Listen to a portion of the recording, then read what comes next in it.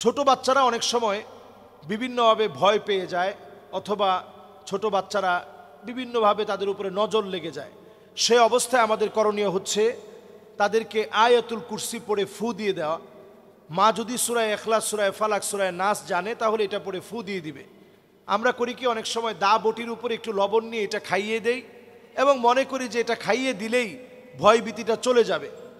আসলে খাইয়ে দেওয়ার মধ্য দিয়ে ভয়ভীতি চলে যায় না, অথবা এটা এই রোগের কোনো প্রতিকার না। আমাদের কাজ হচ্ছে এই সময়ে আয়াতুল কুরসি পড়ে একটা ফু দেন, এই সময়ে সূরা ইখলাসটা পড়ে একটা ফু দিয়ে দেন। বলেন যে বাবা, জিনকে ভয় পাওয়ার কিছু নাই, তুমি ভয় করবা না। আর বাচ্চাকে শিখিয়ে দেন, তুমি কোনো কিছু দেখে ভয় পেয়ে গেলে লা হাওলা ওয়ালা কুওয়াতা ইল্লা বিল্লাহ পড়ে ফেলবা। আমাদের দেশে এই জাতীয় ঘটনা এখন অহরহ ঘটছে যে আমরা বাচ্চারা একটু ভয় পেয়ে গেলেই আমরা অনলাইনে বিভিন্ন চটকদার বিজ্ঞাপন দেখে বিভিন্ন জনের কাছে ঝাড়ফুঁকের জন্য যাই, মোটা অঙ্কের টাকা নেয়। এ জাতীয় কাজে সাস্টেইনেবল ডেভেলপমেন্ট হয় না। সাস্টেইনেবল ডেভেলপমেন্টের জন্যে আপনাকে যেটা করতে হবে, নিজে আমল করা লাগবে। সাস্টেইনেবল ডেভেলপমেন্ট তখন আসবে যখন নিজে আপনি প্রতিনিয়ত আমলটা করবেন, চালায় যাবেন। সূরা ইখলাস পড়েন, ফালাক পড়েন, নাস পড়েন, ফু দেন, আল্লাহর কাছে চান। পানি বিসমিল্লাহ বলে ফু দিয়ে ওই পানি দিয়ে সন্তানকে গোসল করায় দেন, ওই পানিটা সন্তানকে খাইয়ে দেন। নবীজি সাল্লাল্লাহু আলাইহি সাল্লাম হাদিসের মধ্যে বলেছেন, বিসমিল্লাহি তুরবাতু আরদিনা। বিসমিল্লাহ বলে যদি একটা মাটির মধ্যে ফু দেওয়া হয়, মদিনায় একটা জায়গা আছে, জায়গার নাম তুরবাতুশ শিফা, মানে যেই জায়গার মাটিটাকে নবীজি শিফা বলছেন। একটা মাটির মধ্যে বিসমিল্লাহ বলে ফু দেওয়া হয়েছে। একটা কূপ আছে মদিনায়, আপনারা দেখলে অবাক হয়ে যাবেন, সুবহানাল্লাহ। এটার নাম বিইরে গারস। নবীজি স্বপ্ন দেখছেন, পরের দিন এসে নবীজি থুতু নিক্ষেপ করছেন, পুরো কূপের পানিটা মিষ্টি হয়ে গেছে, সুবহানাল্লাহ বিহামদি। এটার নাম বিইরে গারস। যারা মক্কা মদিনায় ছিলেন, আপনারা ঘুরতে গেলে এই জায়গাটা দেখবেন। এই জায়গার এরকম 7, এটাকে বলে মুষ্টি, এই 7 মুষ্টি পানি নবীজি সাল্লাল্লাহু আলাইহি সাল্লামের জন্য হযরত আলী রাদিয়াল্লাহু তাআলা আনহু এই বিইরে গারস থেকে নিলেন। এরপরে নবীজি সাল্লাল্লাহু আলাইহি সাল্লামকে এই পানি দিয়ে নবীজিকে গোসল করানো হলো, সুবহানাল্লাহ বিহামদি।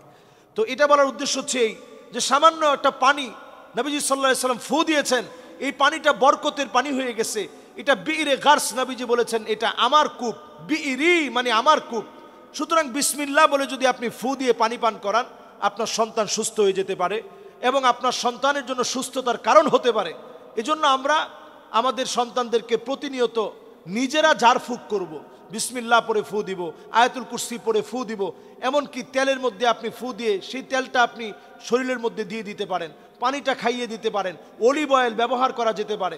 এই জাতীয় কর্মকাণ্ড করলেই ইনশাল্লাহ দেখবেন আপনার সন্তান ভয় পেলে ঠিক হয়ে যাবে। এবং সন্তানদেরকে যদি কোনো আসর আপনি লক্ষ্য করেন যে হঠাৎ করে সন্তান চোখ বড় করে ফেলছে, কেমন যেন তার ভিতরে একটা ভয় ভীতি কাজ করছে, যদি এই জাতীয় কোনো কর্মকাণ্ড আপনি আপনার সন্তানের মধ্যে দেখেন, সেক্ষেত্রে আপনি এই আমলগুলো চালিয়ে নেবেন। সেক্ষেত্রে আপনি এই আমলগুলো চালিয়ে নেবেন, সূরা ইখলাস, সূরা ফালাক, সূরা নাস পড়ে পড়ে ফু দিবেন। এবং সন্তানদেরকে আপনি সবসময় খেয়াল রাখবেন, বের হওয়ার সময় আপনি পিছন থেকে মা হিসাবে মনে করাই দিবেন, বাবা তুমি এটা বলে বের হও, বিসমিল্লাহি তাওয়াক্কালতু আলাল্লাহ লা হাওলা ওয়ালা কুওয়াতা ইল্লা বিল্লাহ। আমরা এইভাবে যদি আমাদের সন্তানদেরকে ছোটবেলা থেকে শিখাই, তাহলেই এই সন্তানদেরকে আল্লাহ রাব্বুল আলামিন হেফাজতের চাদরে বেষ্টিত করবেন। ফেরেশতাদের একটা দলকে আল্লাহ নিযুক্ত করে দিবেন। ঘুমাতে যাওয়ার সময় আয়াতুল কুরসি পড়তে পড়তে ঘুমান, ফেরেশতাদের একটা দল আপনার পক্ষ হয়ে দাঁড়িয়ে থাকবে।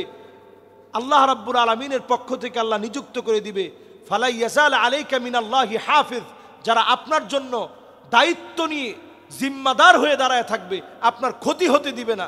এজন্য আয়াতুল কুরসির আমলটা ছোট বাচ্চাদের ক্ষেত্রে আমরা করে তারপরে ঘুমাতে যাই। মাথার চুল ছেড়ে আমরা ঘরের মধ্যে ঘুমাবো না। মাথার চুল ছেড়ে ঘুমালে নারীদেরকে নানাভাবে আসর করে। ছোট বাচ্চাদেরকে বাহিরে তাদের কাপড়টা রাখবো না মাগরিবের পরে।